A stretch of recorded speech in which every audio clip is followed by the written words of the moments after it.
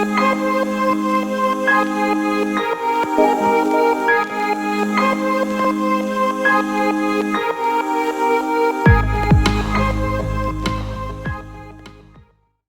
وإن الصلاة على النبي محمد صلى الله عليه وآله وسلم فضائلها جليل.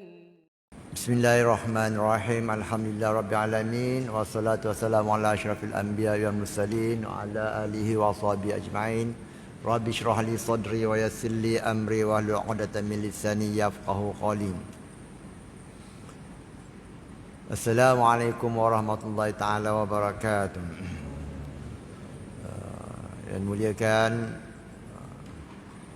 Syekh Haji Muhammad Nasir bin Osman dan juga Dr. Hidayah kita, para hadirin sekalian, adik abang, pak cik, kakak, sahabat-sahabat sekalian, terima kasih kerana hadir pada hari ini. Dan saya Ustaz Abdul Rashid bin Muhammad Hakim ditaklifkan untuk membentang isu-isu berkaitan isu-isu berkaitan dengan kitab Ma'rifat. Oh, takut dengarnya kitab Ma'rifat, ilmu Ma'rifat. Jadi pertama sekali saya mohon maaf seandainya berlakunya kekurangan pada penerangan saya ini. Saya ditaklifkan untuk membicarakan mengenai isu-isu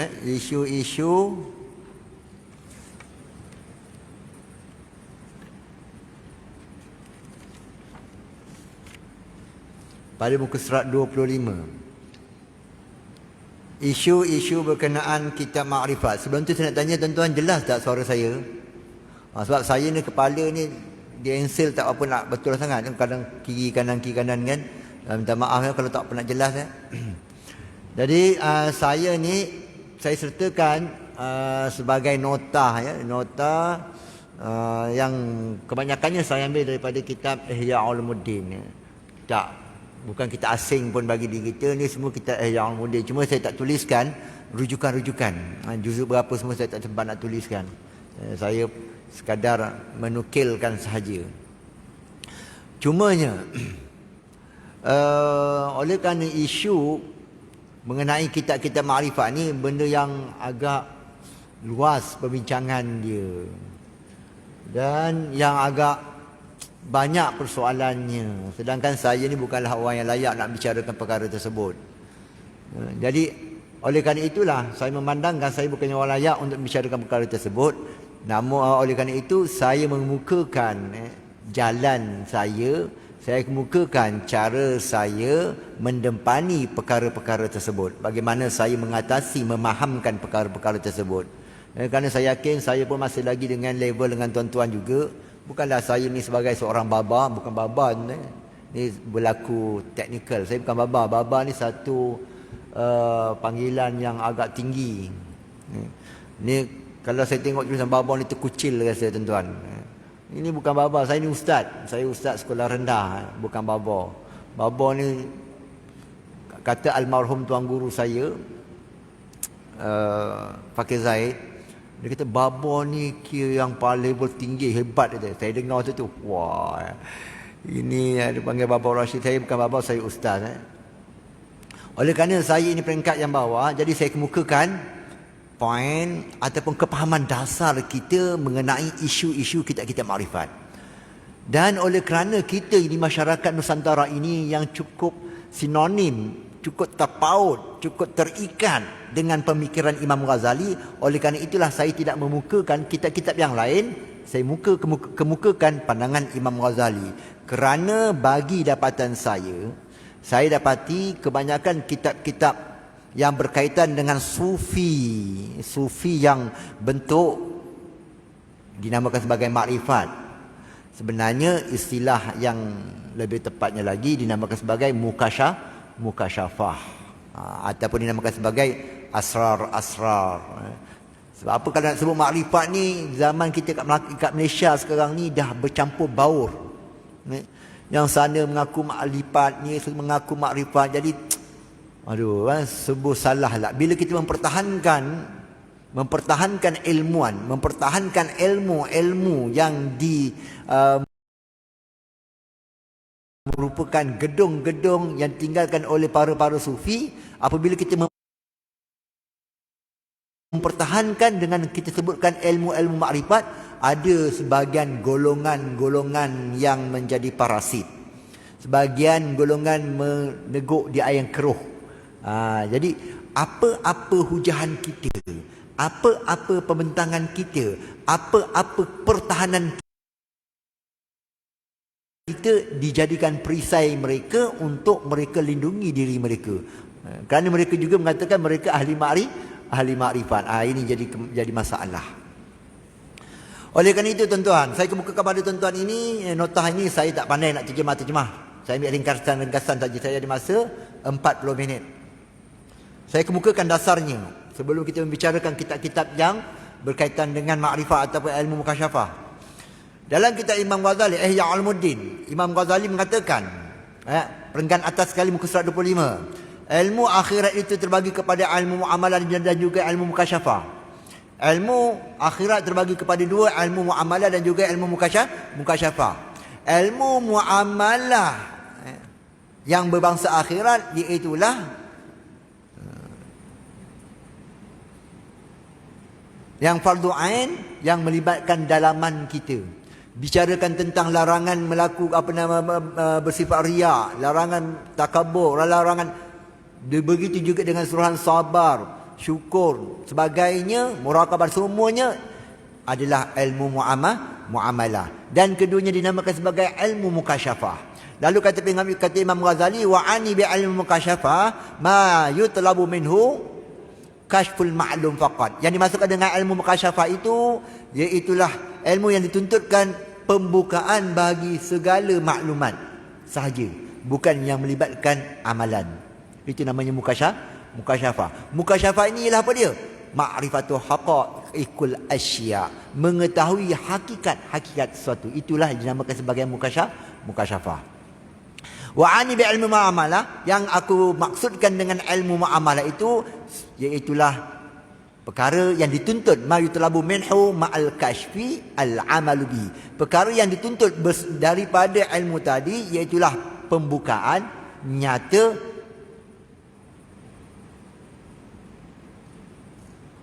wal amal bihi, dan juga diamalkan perkara tersebut.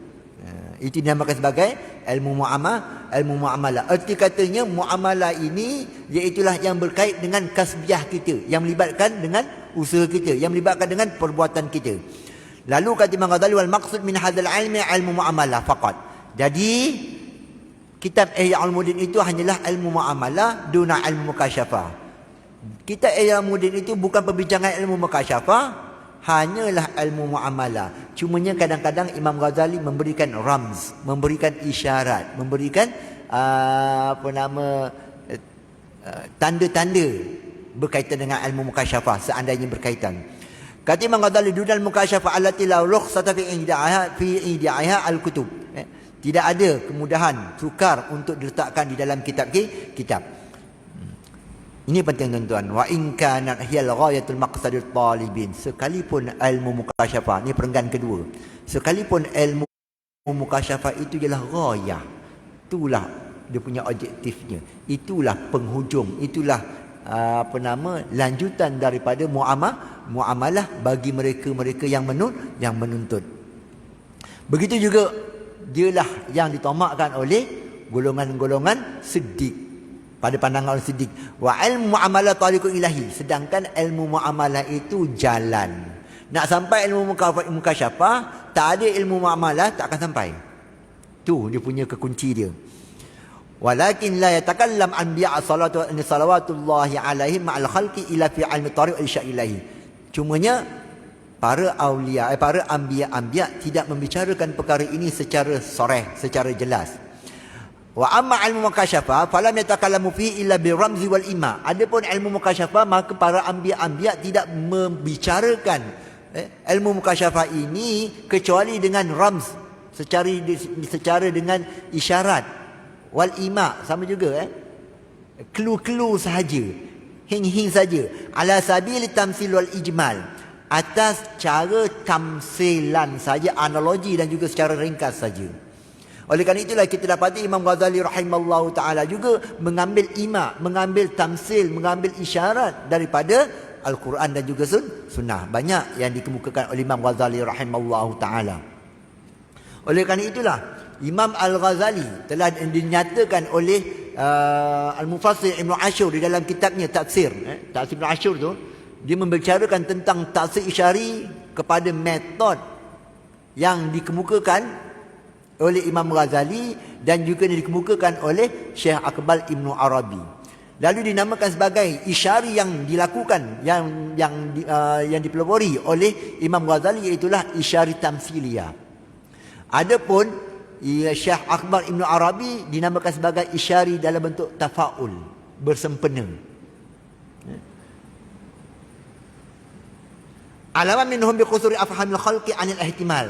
Kerana para anbiya itu tahu kusur, lemahnya kefahaman para makhluk anil ihtimal wal ulama warasatul anbiya fama lahum sabilal udul al minhaj ta'sir al iqtida fi kitmanihi.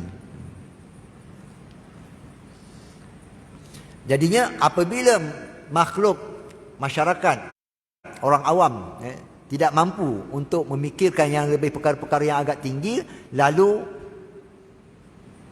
para anbiya hanyalah memberi isyarat saja.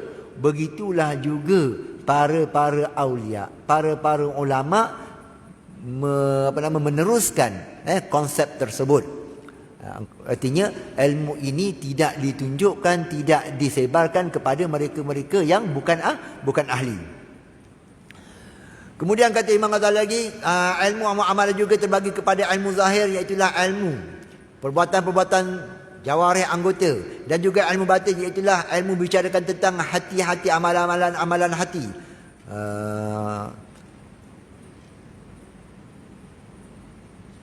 Kemudian Imam Ghazali, saya bawa ringkas ya tuan-tuan. Begitu juga ilmu sama ada zahir dan juga batin itu ada yang dinamakan sebagai melibatkan kekejian, ilmu yang dikeji, perkara yang dikeji, dan juga perkara-perkara yang dipuji. Kata Imam Ghazali, maka wajiblah terbaginya ilmu ini kepada zahir dan juga batin. Yang ini saya tinggalkan. Lalu kita membicarakan tentang ilmu mukasyafah. Kata Imam Ghazali, muka surat 26 perenggan pertama, ilmu mukasyafah iaitulah ilmu batin, iaitulah ghayatul ulum. Ilmu mukasyafah itu ghayatul ulum. Dia punya buah-buah, hasil-hasilnya. Oleh kerana itulah pentingnya para ilmuwan, menjaga dan juga mempertahankan natijah-natijah, pengalaman-pengalaman, makrifah-makrifah yang telah disemburkan, yang telah dikeluarkan, yang telah dihimpunkan daripada para sufi-sufi yang terdahulu. Itulah antaranya kepentingan kita mempertahankan karya-karya, kitab-kitab daripada golongan-golongan sufi. Kerana itulah ghayatul ulum. Lalu kata Imam Ghazali lagi, sebagian daripada para arifin itu berkata, man lam yakun lahu nasibun min hadzal ilmi akhafu alaihi sul khatimah. Siapa yang tidak ada bahagian dalam ilmu ini, dikhawatiri dalam keadaan mati su'il khatimah. Ini sebahagian para arifin. Bukan bermakna yang tak tahu ilmu ini secara zahirnya mereka akan mati dalam keadaan su'il khatimah. Tidak. Nak menunjukkan di sini betapa pentingnya ilmu tersebut. Kalau kita tak dapat memiliki, kita pertahan pun sudah memadai. Katanya lagi, wa ada nasibun minhu at-tasdiqu bihi. Paling kurang nasib dalam bicara ini apa dia? At-tasdiq bihi, benarkan cukup. Wa taslim, dan menyerahkan bagi ahli dia, cukup. Itu je kita. Begitulah juga dengan diri saya dan juga diri tuan-tuan. Kita tidak ada bahagian memahami perkara tersebut, jangan kita nafikan, kita serahkan. Imam Ghazali menyatakan teks ini dalam beberapa tempat dan juga beberapa kitab mengenai taslim ini. Serahkan, benarkan cukup. Jangan kita ingkarikan perkara itu. Dan sebahagian daripada orang arif mengatakan man kana fihi khasratani lam yaftah lahu bi syai'in min hadzal 'ilm bid'ah. Mereka yang tidak ada bahagian dalam perkara ini, iaitulah dua golongan, sama ada golongan bid'ah ataupun golongan yang takabur. Yang mana asyik nak mengkafirkan para sufi, ini yang kita khawatir, kita tak nak terjadi begini. Sama ada ahli bid'ah ataupun ahli yang takabur. Oleh kerana itulah kita dapati golongan-golongan Mu'tazilah ialah golongan yang kuat menentang karamah. Dan sebahagian mengatakan mereka yang cintakan dunia ataupun mengikut hawa nafsu, nescaya dia tidak akan tahakkuk dengan ilmu ini. Dia tak akan dapat ilmu ini sekalipun dia mahir dalam ilmu yang lain. Segala ilmu dia mahir, tapi kalau hati kita kuat dengan dunia, kita ikut hawa nafsu, kuatnya kita terikat dengan hawa nafsu, maka tidak ada bahagian kita dalam ilmu ini. Katanya lagi, wa aqallu uqubatin man yunkiruhu annahu la yazuqu minhu syai'an. Ini kita khawatir.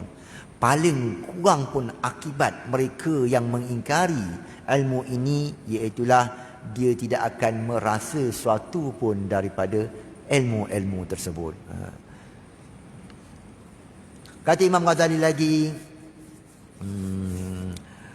peringkat yang kedua, baris yang ketiga, ilmu mukasyafah ini, ilmu mukasyafah, fahuwa ibaratun an nurin yazharu fil qalbi 'inda tathhiri wa tazkiyatihi min sifatil mazmumah. Yang dimasukkan dengan ilmu mukasyafah itu ialah suatu ilmu, suatu ibarat, suatu ibarat, iaitulah cahaya yang Allah Ta'ala campakkan zahir di dalam hati bagi mereka-mereka yang menyucikan hatinya daripada segala sifat-sifat yang terkeji. Wa yang kasyifu min zalikan nur, dan nyata, inkisyaf, terbukalah daripada cahaya tadi umurun kasirah, cukup banyak perkara-perkara. Kana yasma'u min qablu asma', kana yusma'u min qablu asma'uha, yang mana sebelum ini hanya disebut, dikenali hanya sebutan-sebutan nama saja.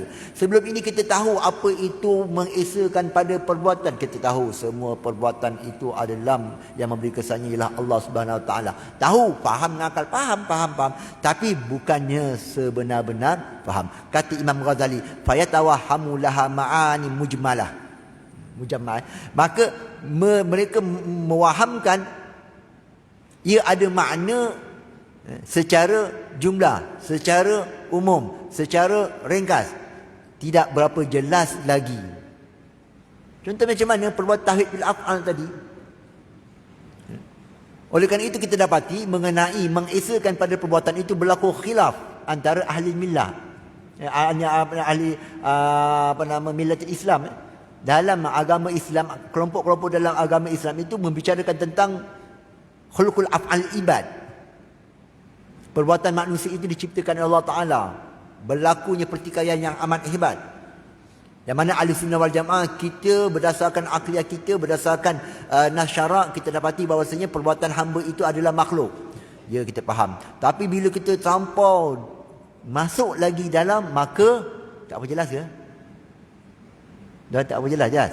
Suara saya jelas Apabila kita membicarakan lebih dalam lagi, maka pada ketika itu timbulnya kadang-kadang syak wasangka. Macam mana nak isbatkan perbuatan hamba, macam mana nak isbatkan perbuatan Allah Subhanahu Wa Taala. Namun dengan kita mempercayai nas, berdalilkan akal, maka kita yakin itu perbuatan perbuatan Allah Subhanahu Wa Taala, diciptakan oleh Allah Subhanahu Wa Taala.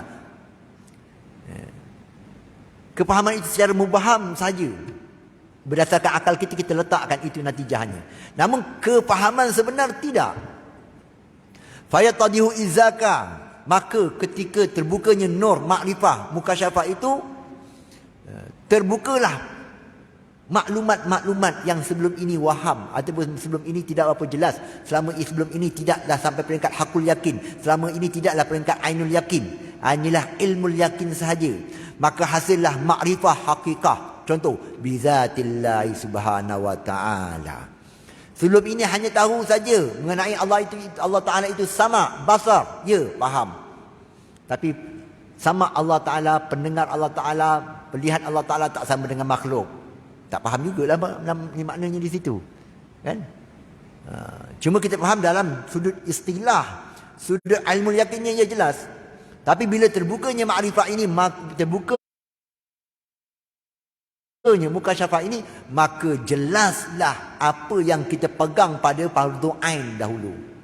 Apa yang kita bicara dalam ilmu kalam, kita bicara dalam hukum apa nama sifat 20. Kita dah yakin, ilmu yakin, maka pada ketika ini apabila Allah Ta'ala bukakan mukasyafah, pada ketika itu jelas, bukan sekadar nama sebelum ini. Wa bi sifatil baqiyati tamah, dan juga membicarakan tentang apa dia? Makrifah mengenai sifat-sifat Tuhan, wa bi af'ali, dan juga perbuatan-perbuatan Tuhan. Oleh kerana itulah perbincangan mengenai ilmu kalam, kita memperkuatkan akidah kita dalam sudut akal kita, ini perbincangannya asma. Kita zat, roh apa nama, kita zat, jin juga zat, Allah Ta'ala zat. Faham asma sahaja. Kita tidak tahu hakikat. Namun apabila mukasyafah, pada ketika itulah kita mengetahui lebih jelas lagi. Tapi tidak menafikan yang awal, tidak menafikan yang zahir, tidak menafikan makna yang awal. Dia yattadihu, ittidah, inkishaf, semakin jelas. Kata Imam Ghazali seolah-olah semakin kita menyelak, langsir kelamin. Makin jelas. Jadinya apabila ilmu mukasyafah ini Allah Ta'ala buka, makanya jelas perkara sebelum ini hanyalah pada nama sahaja yang berkaitan dengan zat, sifat, af'al Allah Ta'ala dan hukum-hukum perbuatan-perbuatan Tuhan di dunia dan juga di akhirat. Alam ini. Ini semua adalah hukum-hukum daripada perbuatan Allah Ta'ala. Dan juga wajahu tartibihi lil akhirah ala dunia. Apakah perkaitannya antara dunia dan juga akhirat? Dan dengan mukasyafah itu juga perbincangannya apa dia? Wal ma'rifat bi makna nubuwah wan nabi. Dalam ilmu kalam dibicarakan tentang nubuwah, bicara tentang nabi. Namun apabila Allah Ta'ala bukakan mukasyafah, Allah Ta'ala berikan nur, campakkan nur, maka pada ketika itu lebih jelas maksud sebenar bagi nubuwah dan juga nabi. Dan juga lebih jelas makna wahyu, lebih jelas makna syaitan, lebih jelas makna lafaz malaikat dan juga syaitan. Dan kebagaimana kaifiyatu ma'adat syayatin lil insan, bagaimana manusia ini menyeru, bagaimana berkaitan syaitan dengan manusia ini, bagaimana zuhur malaikat anbiya, macam mana penampilan malaikat datang kepada anbiya dalam alam apa dan sebagainya. Itu bukan dibincangkan dalam ilmu kalam, bahkan dibincangkan dalam ilmu sufi. Kenapa? Kerana mukasyafah. Oleh kerana itu apabila kita membuka kitab-kitab ilmu kalam, kita dapati ilmuan kalam kadang-kadang dia nukilkan pandangan sufi. Ini tak dapat dinafikan. Dinukilkan pandangan sufi, nukilkan pandangan Syekh Abdul Qadir Al-Jilani contoh sebagainya. Apabila membicarakan tentang pengetahuan yang melebihi daripada batasan akal. Ini menunjukkan ada setiap bidang itu, setiap bidang itu ada ahlinya. Dan apabila membicarakan tentang mukasyafah ini, dia tidak bertentangan dengan yang zahir. Bahkan dia menjelaskan lagi dengan yang lebih lagi yang zahir. Oleh kerana itu apabila mereka mempelajari tentang martabat 7 dan sebagainya, perlu ada dahulu dimulai dengan mempelajari ilmu kalam.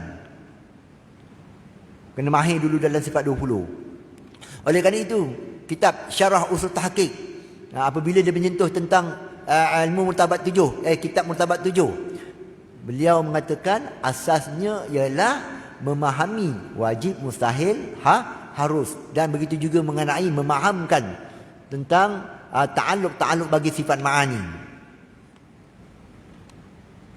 Begitu juga wa kaifatul wusul lil wahyi ilahi, bagaimana wahyu itu boleh sampai kepada mereka, para anbiya.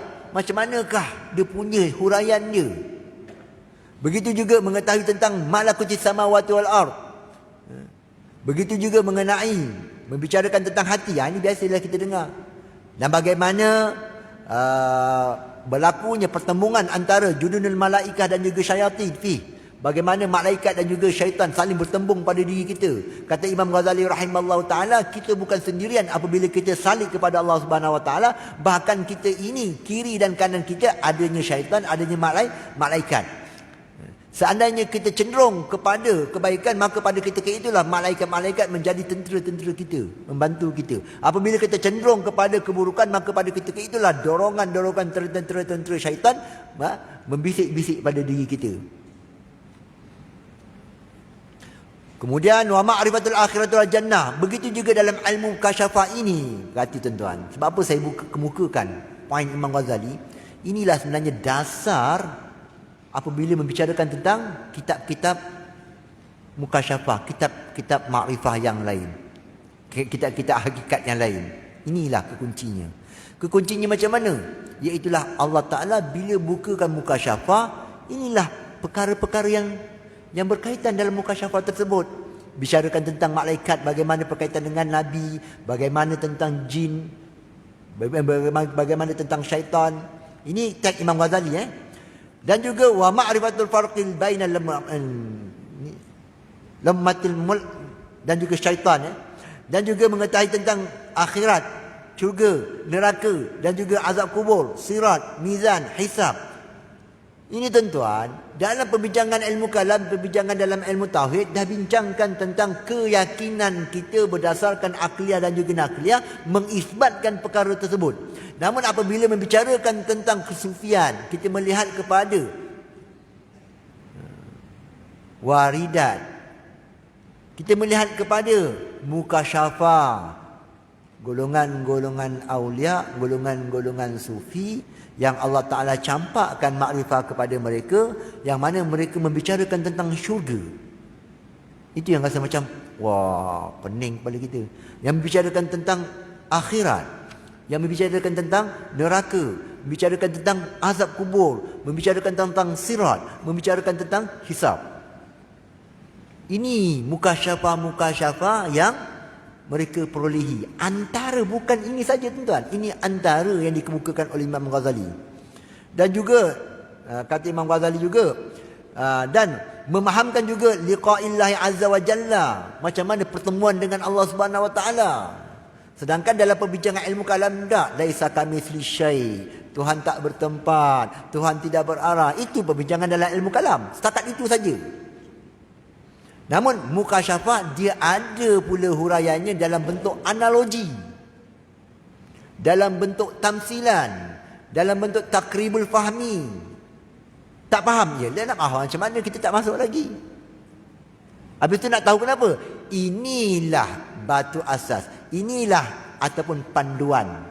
Seandainya anda, wahai para ilmuwan, tiba-tiba anda mendapati turunnya mukasyafah yang hampir-hampir sama begini, maka dah tauladan sebelumnya. Dah ada punya apa dia? Sejarah sebelumnya. Dah ada ilmuwan sufi-sufi yang lain sebelumnya, yang pengalaman mereka menjadi apa dia? Pengajaran sebagai panduan. Oleh kerana itulah Imam Ghazali mengatakan pentingnya seorang guru, iaitulah seandainya seorang itu tidak berguru dalam keadaan dia berjalan kepada Allah Subhanahu wa taala. Kalau tak silap saya, Imam Ghazali mengatakan terkadang sampai 40 tahun bingung macam tu, bingung tak tahu dia ni sekarang ni di mana. Tak tahu dia ni di mana, macam mana dia punya situasi dia. Namun seandainya dia ada guru, artinya dah maklumat pengalaman orang yang dahulu. Maka itulah adanya tingkatan-tingkatan muraqabah dan sebagainya. Apa tujuannya? Seandainya berlaku kepada seseorang, seandainya berlaku kepada seorang sufi yang lain, seandainya berlaku kepada ilmuwan yang lain, sampainya makrifah, sampainya nur yang seakan sama, maka dah boleh jadikan sebagai apa dia? Panduan. Itu antara kepentingannya, tuan-tuan. Jadi bukan kita, perkara ini bukan untuk kita. Habis tu yang si Rashid duk sibuk canan-canan tu kenapa? Tujuan kita tadi, apa kita kata tadi? Atas tasdik wa taslim. Itu yang paling minimum. Paling minimum ialah membenarkan dan juga menerima. Jadi ini melibatkan diri. Ada orang kata pula ini melibatkan diri. Kenapa pula kita nak mempertahankan betul? Yang jadi masalah sekarang apabila berlakunya orang mentakfirkan, orang menyesatkan, orang mengeluarkan para sufi daripada daerah Islam. Maka pada ketika itu bukan saya. Saya hanyalah seorang cikgu sekolah. Tanggungjawab ini ialah tanggungjawab para ilmuwan. Tanggungjawab ini ialah tanggungjawab para dakatir, para doktor. Tanggungjawab ini adalah tanggungjawab para mereka yang mempunyai kuasa. Sebagai contoh, di dalam Negeri Sembilan, seandainya berlakunya soalan-soalan daripada masyarakat Negeri Sembilan mengenai soalan, adakah pemikiran mereka yang mentakfirkan Ibn Arabi, yang menyesatkan Ibn Arabi, apakah pandangan pemerintah Negeri Sembilan dalam bahagian agama? Maka pada ketika itu pemerintah bahagian agama di Negeri Sembilan wajib menyatakan perkara yang sebenar, bahkan wajib mempertahankan. Jadi macam saya sekadar yang mampu sajalah, tugas saya.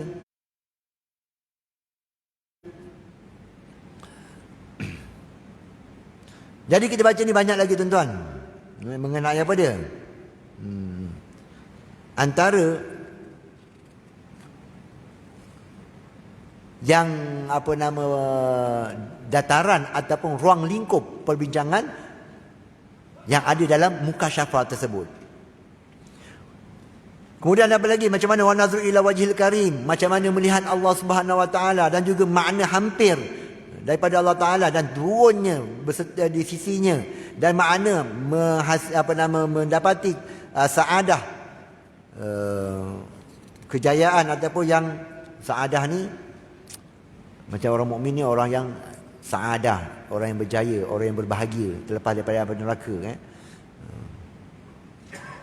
Begitu juga mengenai muqaranatul malaikat wan nabiyyin.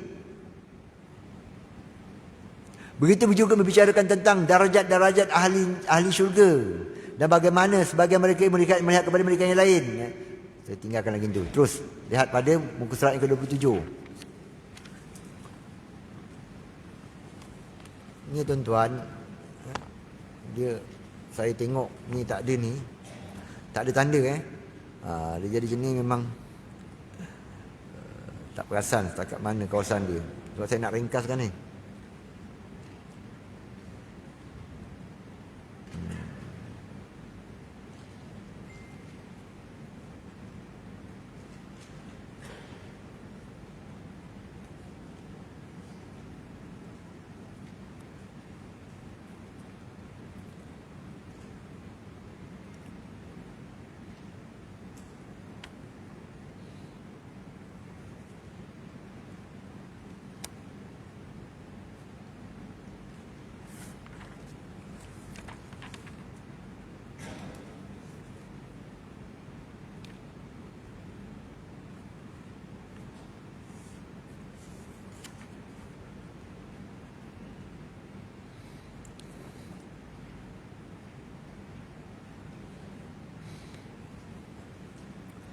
Lahir pada muka surat 26 ya tuan-tuan, muka surat 26 tu bawah sekali hujung, izlin nasi fi ma'ani hadhihi al-umur. Baru saya nampak sikit, saya dah tandakan.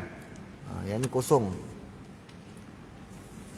Imam Ghazali mengatakan izlin nasi fi ma'ani hadhihi al-umur ba'da tasdih bi usuliha maqamat syatta. Apabila manusia yang telah membenarkan makna-makna, artinya kita dah yakin, kita dah isbatkan sebelum ini dalam bicarakan tentang fardu ain, kita dah isbatkan perkara tentang syurga neraka, semuanya kita dah isbatkan. Apabila kita membenarkan dengan usul-usulnya, selepas daripada itu ada punyai maqam-maqam yang cukup banyak. Tingkatan-tingkatan makrifah manusia itu berbeza-beza. Faba'duhum yara anna jami zalika amsilah. Sebagian mereka beranggapan bahawasanya perkara-perkara tersebut, akidah-akidah tersebut, nama tentang syurga dan neraka semuanya tersebut, anna jami zalika amsilah, itu sebagai permisalan sahaja. Contohnya macam mana? Bicara tentang nikmat di syurga, di dunia juga ada nikmat. Bicarakan tentang apa dia? Bicarakan tentang kenikmatan sungai yang mengalir. Membicarakan tentang apa dia? Membicarakan tentang rehat, membicarakan tentang melihat di dalam syurga. Semuanya hanyalah di dunia ini, kata Imam Ghazali, wa annal ladzi adahu Allah li ibadi salihin la ainun. Yang maknanya hanya sekadar nama, sedangkan maklumat tersebut manusia takkan tahu di dunia ini. Ibarat begitu. Hanya sama pada nama saja. Susu di syurga, sebenarnya dunia pun ada susu juga, tapi tak sama. Hanyalah pada sebutan saja. Sebab kata Imam Ghazali, wa annahu laisa ma'al khalqi minal jannati ila sifat al-asma'. Jadi hanya pada nama dan juga pada sifat saja. Tak ada, artinya tidak kita ketahui akan makrifah hakikah perkara tersebut. Secara umum semua. Wa ba'duhum, sebagian mereka pula lagi berpandangan sebahagian nama-nama yang disebut di dalam syarak, sebahagiannya ada sama di dunia dan sebahagiannya lagi hanyalah perumpamaan saja. Artinya sama pada sebutan. Itu sebahagian yang lain. Lihat barisan yang ketiga pula. Wa kaza yara ba'dhum anna muntaha ma'rifatillah azza wa jalla al-i'tiraf bil ajzi an ma'rifatihi. Sebahagian daripada ilmuwan juga berpandangan bahawasanya muntaha ma'rifatillah azza wa jalla, pengakhiran, last ataupun penghujung ataupun maksimum mengenal Allah Ta'ala itu ialah al-i'tiraf bil ajzi an ma'rifatihi. Artinya kita dah lemah nak mengenal Tuhan, itulah mengenal namanya. Ini kita biasa dengar. Ini pandangan-pandangan. Wa ba'dhum yad'i umuran azimatan fil ma'rifatillah azza wa jalla. Ada sebagian mereka berpandangan bahawasanya mereka yang mendakwa banyak perkara-perkara yang hebat pada mengetahui mengenai Allah Subhanahu wa taala. Ini pandangan-pandangan tuan-tuan ni.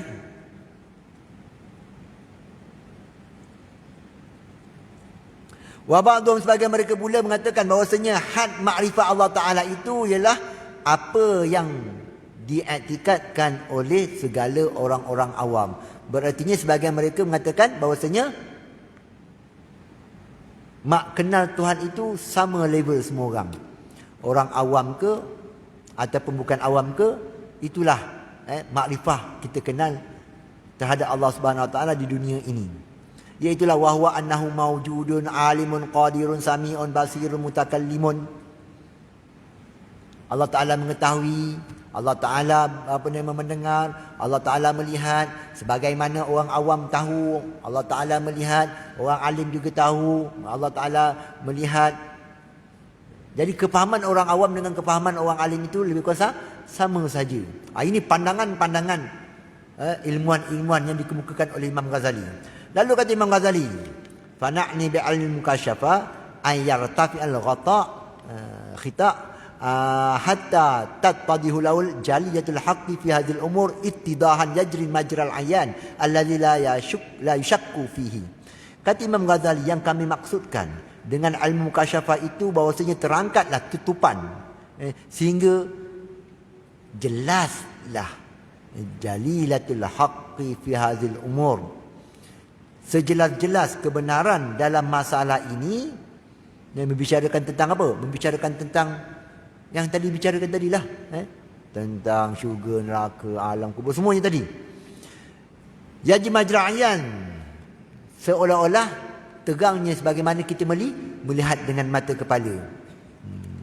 Kata Imam Ghazali, perkara ini mungkin bagi diri manusia seandainya laula anna miratal qalbi qad tarakama saduh. Seandainya cerminan hati manusia itu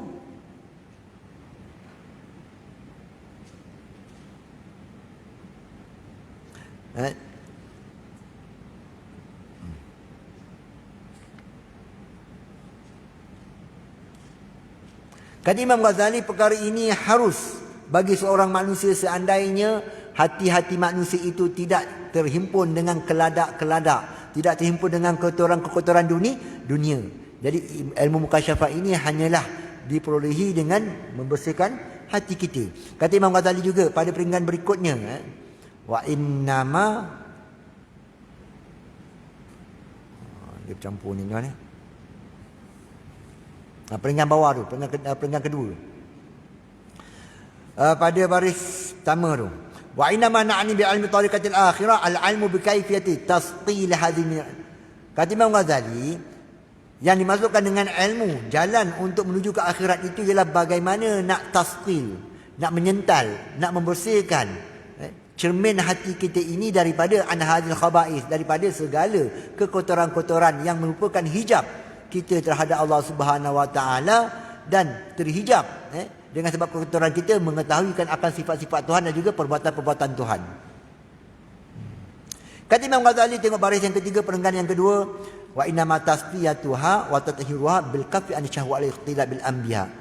Cara menyucinya ialah membersihkannya dan juga menyucikannya ialah menahan diri daripada syahwat dan mengikut dengan apa yang diajar oleh para anbiya salawatullah wa salamuh alaihim fi jami' ahwalihim. Jadi artinya mengikut syariat itulah sebagai jalannya. Kata Imam Ghazali lagi,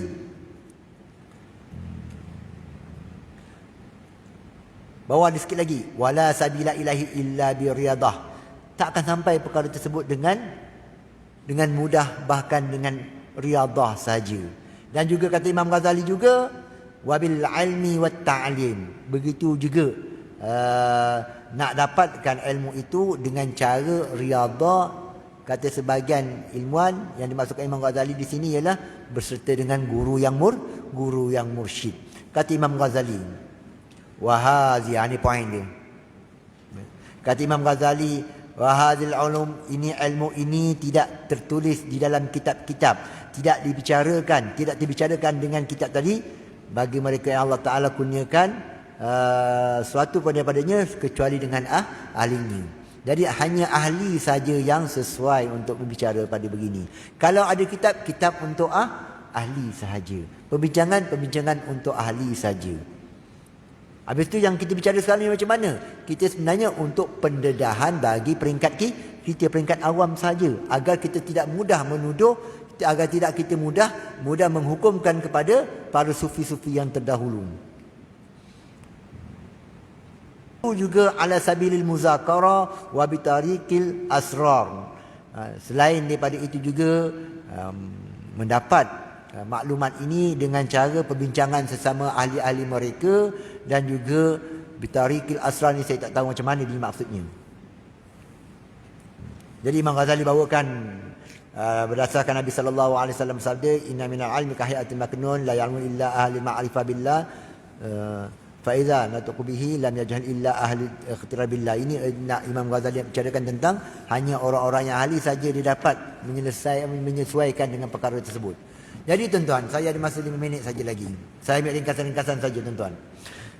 Menurut pula, selepas daripada itu pula Syekh Mustafa Murtada Zabidi pada muka surat 28 ni, saya nukilkan daripada Syekh Murtada Zabidi ni. Syekh Murtada Zabidi mengemukakan lebih daripada 40 cabang perbincangan yang berkaitan dengan ilmu mukasyafah. Senang katanya, yang dimaksudkan dengan mukasyafah ini ma'rifatu haqaiqul asya', mengetahui hakikat segala sesuatu yang selain daripada Allah Ta'ala, iaitulah berbicarakan tentang alam. Berbicarakan tentang alam atas, alam bawah, perkaitan alam atas dengan perkaitan alam bawah. Bicarakan tentang apa? Membicarakan tentang sains, membicarakan tentang apa? Membicarakan tentang bumi, bawah bumi. Semuanya perkara-perkara ini dinamakan sebagai ilmu. Jadinya apabila Allah Ta'ala membukakan mukasyafah, Allah Ta'ala campakkan cahaya, Allah Ta'ala berikan pengetahuan bagi mereka-mereka yang Allah Ta'ala nak maklumkan akan hakikat-hakikat perkara-perkara tersebut. Bagaimana? Iaitulah apa yang ada di alam ini semuanya ada daqa'iqnya, ada maklumat-maklumatnya, ada rahsia-rahsianya. Membicarakan tentang apa dia? Kita membicarakan tentang muqaranatul adyan. Membicarakan tentang apa dia? Perbandingan agama-agama. Itu sebagai makrifah, pengetahuan. Makrifah benda tu ya. Apabila kita membicarakan tentang perbandingan agama, membicarakan tentang perbandingan mazhab-mazhab dalam Islam, contoh, itu pengetahuan. Allah Ta'ala kalau campakkan, berikan makrifah bagi seseorang, lalu orang ini walaupun dia tidak membaca kitab-kitab tersebut, kadang dah pupus dan sebagainya, dia dapat menyenaraikan pandangan-pandangan mazhab-mazhab dalam sesuatu isu.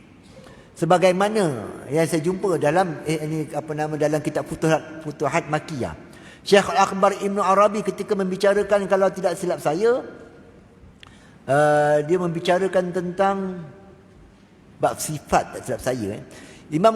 Syekh Akbar Ibn Arabi menyenaraikan pandangan-pandangan ilmuwan dalam firqah-firqah dalam Islam. Lalu ada satu pandangan yang mana saya tak jumpa lagi pandangan itu dalam kitab-kitab ilmu kalam.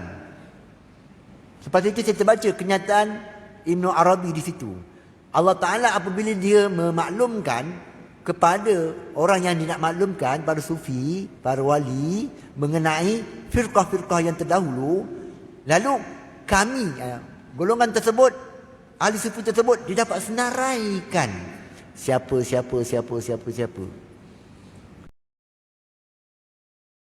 Ini contoh apabila membicarakan tentang apa? Membicarakan tentang perbandingan firqah-firqah dalam Islam. Apabila membicarakan tentang aqaidul a'yan, adyan, akidah-akidah, agama-agama, begitulah juga berlaku. Mereka membicarakan, menyenaraikan, menyebutkan akan pemikiran-pemikiran, akidah-akidah, agama-agama dalam dunia. Apabila nak membicarakan tentang apa? Membicarakan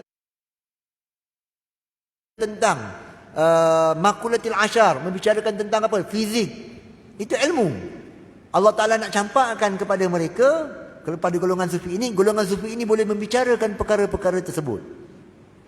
Namunnya, dia apabila membicarakan perkara tersebut, bukan atas dasar, bukan atas konsep apa yang manhaj yang dikemukakan, yang dibincangkan oleh ahli sains.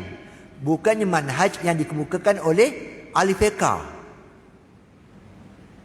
Apa yang dibincangkan, mereka golongan sufi ini dia bawakan maklumat-maklumat tersebut dan dikaitkan dengan ketuhanan. Itu yang saya dapati.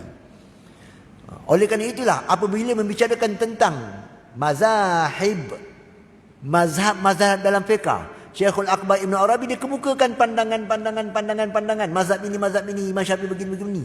Kemudian dia ambilkan istifadah isyari di situ mengenai ketuhanan. Begitulah juga apabila membicarakan tentang apa dia? Hukum alam. Jadi istifadah di situ nak bicarakan tentang apa dia? Isyari di situ untuk berkaitan dengan ketuhanan. Oleh kerana itulah kita dapati karya Syekh Akbar Ibn Arabi,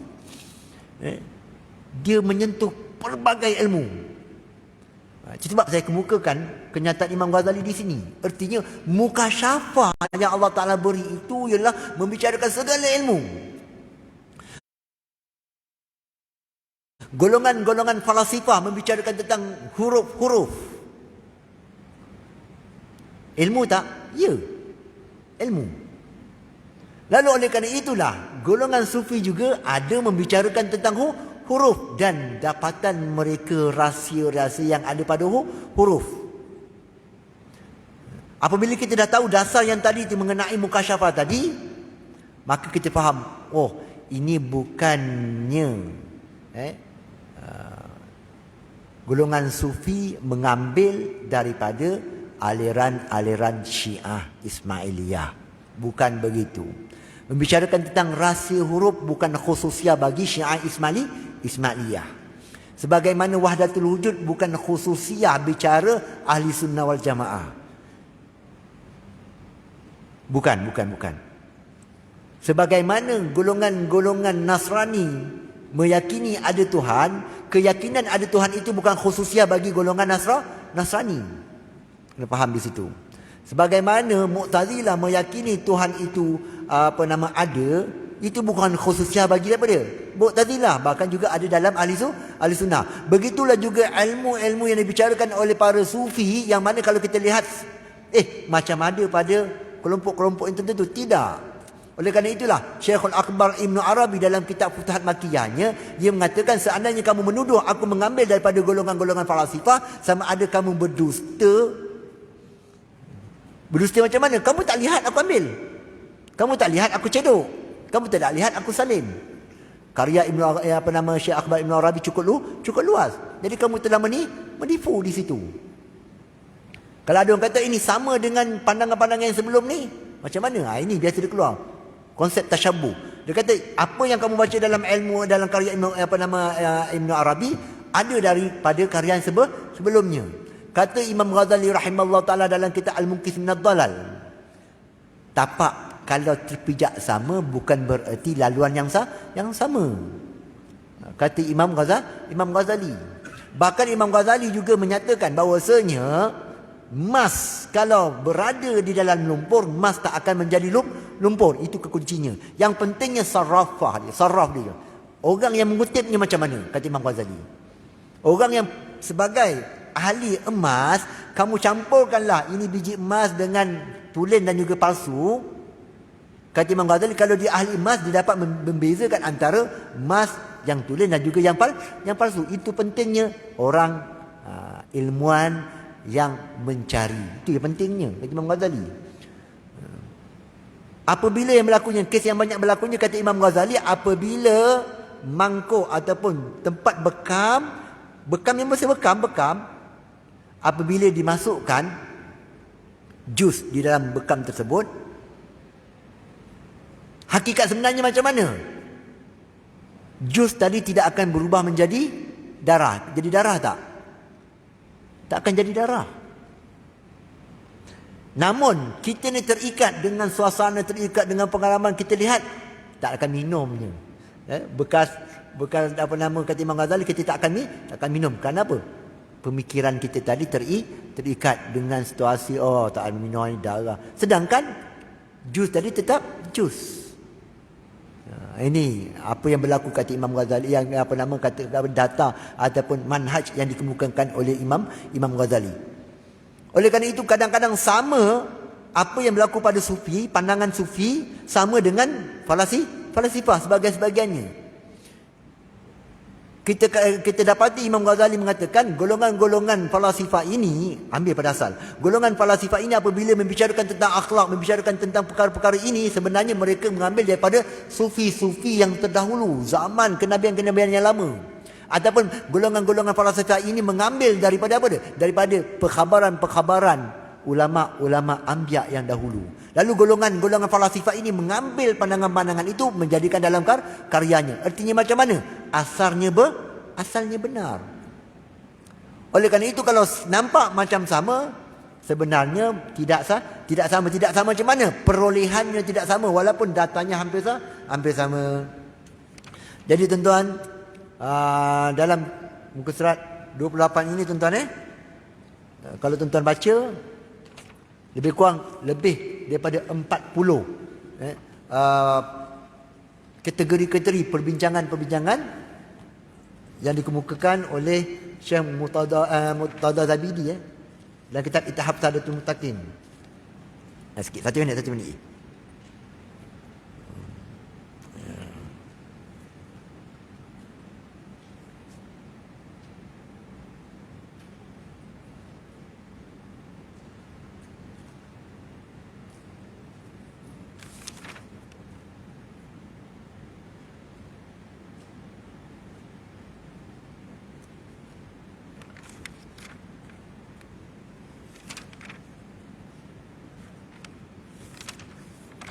Saya nak ujung dia. Sebelum takut saya terlupa.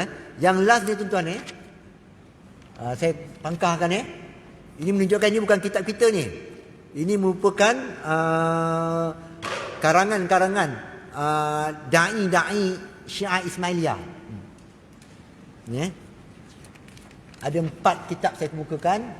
Ni karya-karya Syiah Ismailiyah. Yang mananya sebelum itu saya membicarakan tentang apa dia pada muka surat 32 tu, tuan-tuan tandakan Tandakan At-Tarful Awal ni. Tandakan ini adalah karya Imam Ghazali dalam kitab Fadaih Batiniyah. Ni. Ini Imam Ghazali mengkritik golongan-golongan batiniyah. Sebab apa saya kemukakan di sini sebenarnya? Kerana inilah menjadi poin utama golongan-golongan sekarang mengkritik kitab-kitab ilmu Imam Ibn Arabi berdasarkan karya Imam Ghazali. Sedangkan Imam Ghazali bukan menunjukkan kepada golongan-golongan sufi seperti Ibn Arabi, tidak. Bahkan kalau kita kaji karya yang saya kemukakan ini, memang tepat apa yang dikatakan oleh Imam Ghazali. Jadi data-data tentang Fadaih Batiniyah ini sebenarnya merujuk kepada kitab-kitab seperti ini. Bukannya Futuhat Makkiyah, bukan Fusus Hikam, tidak. Tapi saya tidak ada kesempatan tuan-tuan. Mungkin waktu soal jawab nanti sekarang saya boleh ni. Namun pada muka surat yang penting sikit saya jumpa Izlin Nasfi tu.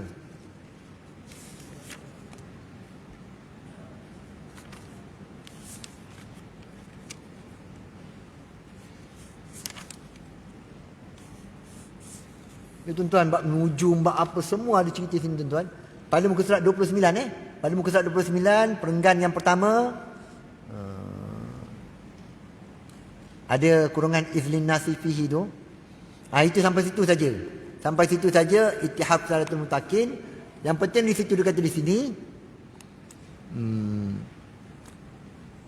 wa amsaluha ulumun syarifatun la tankashifu haqa'iquha illa liman qazafahu lahu nural yakin fi qalbihi. Kata dia apa dia?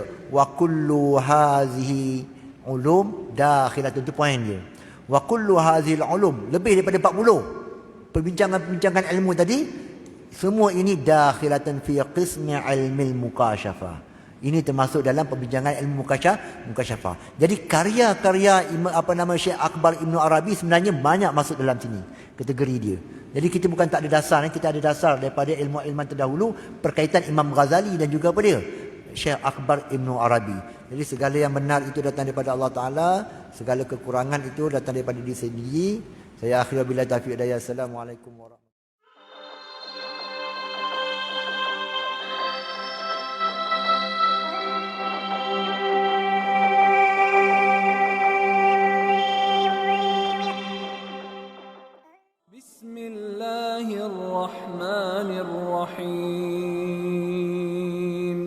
وآية لهم الليل نسلخ منه النهار فإذا هم مظلمون